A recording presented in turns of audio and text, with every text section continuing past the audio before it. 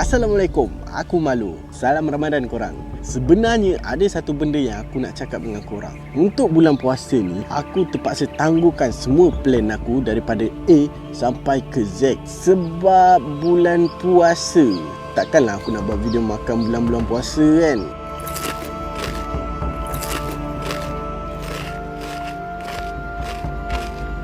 Aku cuba untuk cari alternatif lain untuk bulan puasa ni dan aku berfikir mungkin aku nak buat vlog. Yeah, without any further ado, this is my first vlog. Dan aku akan buat vlog untuk beberapa minggu ni. Dan vlog pertama aku nak share dengan korang event malam tadi. Dan macam majoriti orang Islam buat, aku pergi terawih.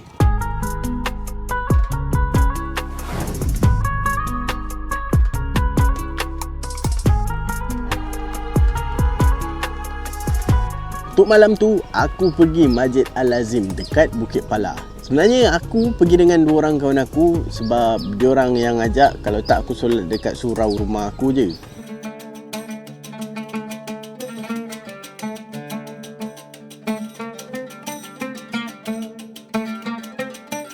Masa kita orang sampai tu betul-betul dah ngam-ngam time azan Isyak. Dan biasalah hari pertama kan, dia banyak sikit briefing sebab ia mungkin bukan yang pertama untuk aku, tapi ada ramai yang baru pertama kali pergi tarawih juga kan. Jadi bagilah peluang untuk dia tahu apa tu solat tarawih. Dan ambil masa sikit sebelum kita orang betul-betul solat tarawih.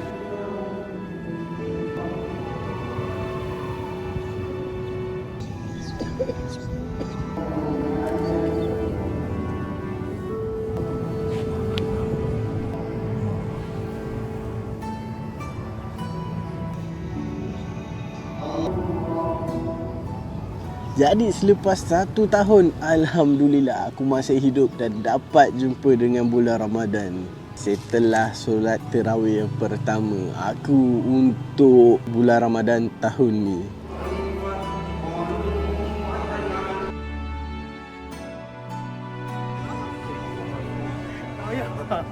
Aku dah 25 tahun tau.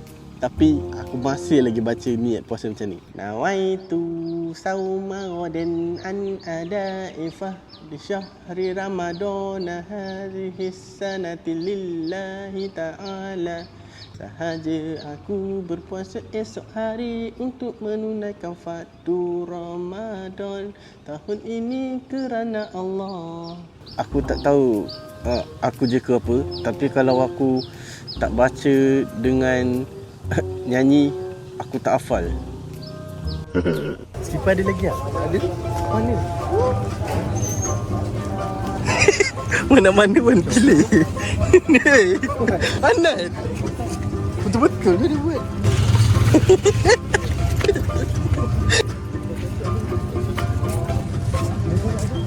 Dia macam masjid kat luar-luar sana juga. Ada je dia jual macam barangan wangian, barangan untuk solat luar masjid, area luar masjid ni. Dan kita orang pun tengok lah alat kira dosa. Bukan. Boleh dalam masjid tau. Masa kita nak balik, boleh pula ada nampak kain dekat tengah-tengah jalan. Tak tahulah siapa punya. Ya Allah, itu Tak banyak lagi event yang jadi time ni sebab ini baru belum puasa lagi time tu. Kenapa lari gila? Asal kau lari? Asal kau lari? Laju sikit. Laju sikit. Tolong tak ada. Laju gila. Perampak. Kalau korang nak subscribe, korang boleh subscribe. Kalau korang tak nak, korang boleh share. Ataupun korang tak suka ke, korang boleh komen. Itu je untuk video kali ni. Bye.